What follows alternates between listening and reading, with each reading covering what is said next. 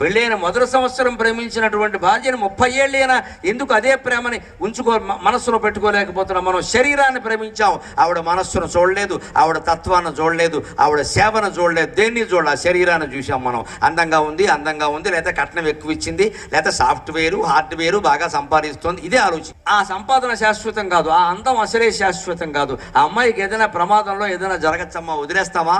ధర్మం అది. ఖచ్చితంగా మన హిందూ ధర్మం ప్రకారం ఇందాక కాళిదాసు భార్య ఏం చేసిందండి?